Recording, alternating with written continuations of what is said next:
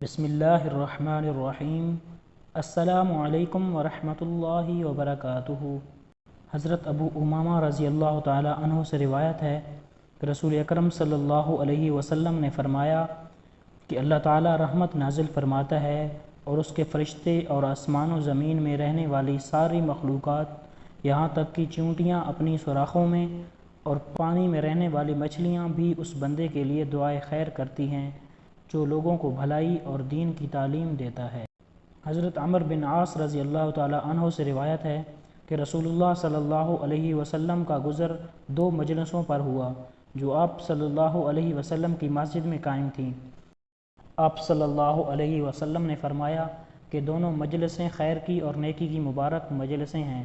ایک مجلس کی طرف اشارہ کرتے ہوئے فرمایا کہ یہ لوگ اللہ تعالیٰ سے دعا اور مناجات میں مشغول ہیں۔ اللہ چاہے تو عطا فرما دے اور چاہے تو نہ عطا فرمائے، وہ مالک و مختار ہے۔ اور دوسری مجلس کے بارے میں فرمایا یہ لوگ علم دین حاصل کرنے میں اور نہ جاننے والوں کو سکھانے میں لگے ہوئے ہیں، لہٰذا ان کا درجہ بالا تر ہے اور میں تو معلم ہی بنا کر بھیجا گیا ہوں۔ پھر آپ صلی اللہ علیہ وسلم انہی میں بیٹھ گئے۔